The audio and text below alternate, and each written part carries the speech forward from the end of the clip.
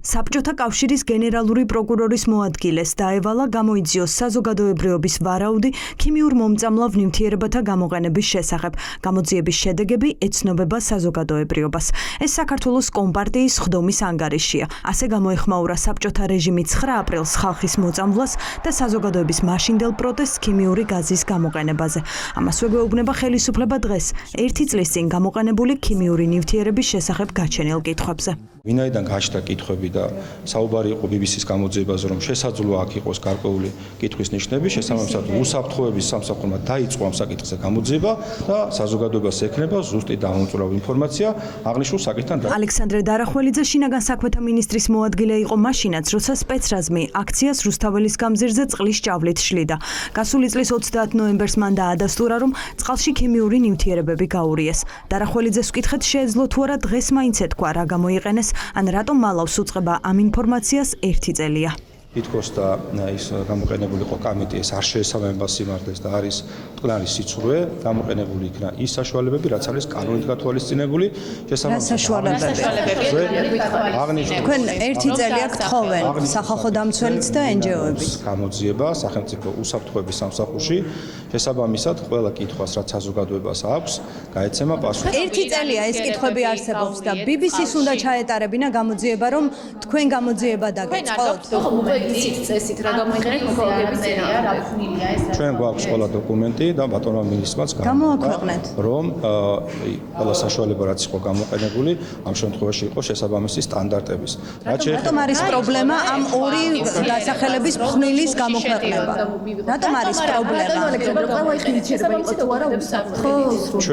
ჩვენ თანავშრომლობთ გამოძიებას და შესაბამისად ყველა იმ დოკუმენტს რომელიც გამოძიებისთვის იქნება საინტერესო და რელევანტური იქნება წარდგენილი გამოძიების წინაშე. თავარ კითხვაზე პასუხი ისევ არ არსებობს. ხელისუფლება დასაბუთების გარეშე, თუმცა მაინც კატეგორიულად მხოლოდ იმას გამორიცხავს, რომ აკრძალული ნივთიერება კამიტი გამოეყენებინა. თუმცა სხვა ნივთიერებებზე ისევ არაფერს ამბობს. წესით ალექსანდრე დარახველიძემ ამის შესახებ ყველაფერი უნდა იცოდეს. ის მაღალჩინოსნებს შორის პირველი იყო, ვინც მედიას ღიად უთხრა, რომ სპეცრაზმა საჭიროება დაინახა და წყალს სხვა ნივთიერება გაურია. თუმცა დღეს იმასაც არ ამბობს. იცოდა თუ არა შარშან რაზე საუბრობდა. იცით თუ არა რა ნივთიერება გაურიეთ წყალში ნოემბერ-დეკემბერში აქციების დროს? შინაგან საქმეთა სამინისტრო და პოლიცია იყენებს ყველა იმ საშუალებას, რაც არის კანონით გათვალისწინებული და იმ სტანდარტების შესაბამისი, რაც გათვალისწინებულია. თქვენ შესწავლილი გაქვთ ეს პოლიციო განაყოფილება. რაც შეეხება გამოყენებამდე შესწავლილებას, აღნიშნულზე მიმდინარეობს გამოძიება, ყველა საჭირო მტკიცებულება წარდგენილი იქნება გამოძიების წინაშე და საზოგადოება გაიგებს სრულ სიმართლეს და დარწმუნდებით, რომ არანაირი მომწამლელი ნივთიერება და მათ შორის კამიტი, რაზეც თქვენ საუბრობთ, არ ყოფილა გამოყენებული. ხელისუფლების პასუხები 4 დღის შემდეგ დამატებით კითხვებს აჩენს. თუ კი აკრძალული ნივთიერება არ გამოუყენებიათ და ეს ზუსტად იციან, მაშინ რას იძიებენ და რატომ უჭირთ ინფორმაციის გასაჯაროება. პროცესში ნაკლები გამჭვირვალობა ასევე აჩენს ეჭვებს მიმდინარე გამოძიების შესახებაც. პასუხების მიღებას ისევ დარახველიძისგან ვცდილობთ, თუმცა უშედეგოდ. როცა წელიწად ნახევარია გრძელდება და ნაკლებია გამჭვირვალობა, ეს იწვევს ეჭვებსაც, კითხვებსაც და ნდობის კრიზისსაც. ამიტომ რატომ შეიძლება ვენდოთ ახლა გამოძიება? შეიძლება ანადგურებთ ამ მტკიცებულებებს, რა გარანტია გვაქვს? გამოძიება მიმდინარეობს, შესაბამისად ყველა მტკიცებულება იქნება ამოღებული, რაც არის დოკუმენტური მტკიცებულება და ნივთიერი მტკიცებულებები. შესაბამისად გაეცემა ყველა თქვენ შეკითხვას პასუხი. მოდის რომ 1 წლის წინ ხალხის წინააღმდეგ გამოყენებული ქიმიური ნივთიერების შესწავლა ახლა დაიწყეს. პროცესი ისე წარმოაჩენენ, თითქოს არ იცოდნენ, რა ფორმით ცდილობდნენ მოქალაქეების დაშლას. ამის შესწავლა კი მათ ამ დრომდეც არაერთხელ მოთხოვეს. სახალხო დამცველმა გომელაურის უწყებას 2-ჯერ მიმართა და პასუხი ვერც ერთხელ მიიღო. ომბუდსმენის აპარატს პასუხები არც დღეს აქვს. სამწუხაროდ არ მიგვიღია დამატებითი ინფორმაცია. მოგეხსენებათ, ჩვენ ვსწავლობდით აი საპროტესტო აქციაზე დაკავების საუბარების სავარაუდო დარღვევის ფაქტებში და ამ შესწავლის ფარგლებში მიმართეთ სწორედ შესაძლოა ვთხოვდით კონკრეტულად რა სახის სპეციალური საშუალებები გამოიყენეს ამაზე ინფორმაციას. ასევე ვთხოვდით ინფორმაციას იყო თუ არა გამოყენებული რაიმე სახის ქიმიური ნივთიერება, თუმცა და რა გავლენა შეიძლება მოეხდინა ამ ნივთიერებების ადამიანის ჯანმრთელობაზე, მაგრამ სამწუხაროდ ამ ეტაპამდე ინფორმაცია არ მიგვიღია. იმ ფონზე როცა დაწყებული გამოძიების ფარგლებში უსაფრთხოების სამსახური ტელეკომპანია BBC-ს რესპონდენტებს იბარებს და ნივთიერების შესაძლო გამოყენებაზე პასუხისმგებელი პირები ჯერაც არ გამოუკითხავს, ჩნდება ეჭვები მისი სამართლიანად ჩატარების შესახებაც.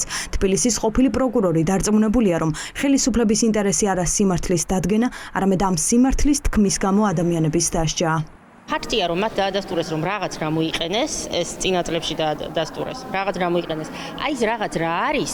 როგორც კი ახლა ამას არ ამბობ, ამას არ ჭირდება უმაღლესი იურიდიული განათლება, ხო? ამას საერთოდ არ ჭირდება იურიდიული განათლება, ამას ჭირდება ელემენტარული საღი აზრი, სინდისი, ნამუსი და ლოგიკა, რომ მიხვდე რაღაც რა მოვიყენე, მაგრამ არ გეტყვი რა მოვიყენე. ამიტომ მე არ მაქვს მოლოდინი, რომ თავისთავად ცხადია დღევანდელი გამოძიების ორგანოები რამეს იძიებენ ამ თვალსაზრისით. ხალხის წინააღმდეგ ქიმიური ნივთიერების გამოყენებაზე და შედეგებზე პასუხისმგებელია ყველა გადაწყვეტილების მიმღები ქართული ოცნებიდან. რუსთაველის გამზირი საზოგადოებრივი თავშეყრის ადგილია. აქ იდგა შარშა მთავარი საახალწლო ნაძვისხე, სადაც მერია ხალხს ეპატიჟებოდა მცირეწლოვან ბავშვებთან ერთად. კახაკალაძე გადაჭრით გვეუბნება, რომ ხელისუფლებას დანაშაული არ ჩაუდენია. ვკითხეთ მაშინ რას იძიებენ და რატომ არ აქვეყნებენ. კითხვებზე პასუხს ვერც მისგან ვიღებთ.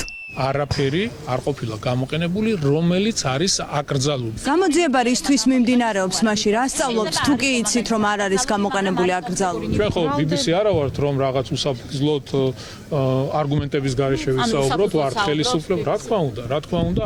ბუნდოვანებას პროცესში თავად ხელისუფლება აჩენს. თუ შინაგან საქმეთა სამინისტრო ინფორმაციას გამოაქვეყნებდა, კითხვებიც შემცირდებოდა, თუმცა სავარაუდოა, რომ ამ გზას ოცნება განზრახ დაადგა.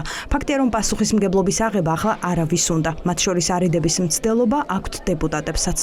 მე არაფერი არ გამირევია, მაგრამ ვინც გაურია, ის ამტკიცებს, რომ კანონის სრული დაცული გააკეთა ეს. გადაამოწმონ და თუ დადასტურდება, რაც უნდათ ის უხლიათ. მე თვითონაც დავაძალებ ჩემ მთავრობას, ვინც ამაშია გარეული, დაასანქციოს კი არა, დააპატიმროს დაუყოვნებლივ. საინტერესოა ისიც და არ ვიცით, რა ვადაში გვეცოდინება სუსის გამოძიების შედეგი, რომელიც კრიტიკული საზოგადოებისთვის სანდოობით არ გამოირჩევა. საერთაშორისო გამოძიებას კი ამ ეტაპზე ოცნება არ განიხილავს.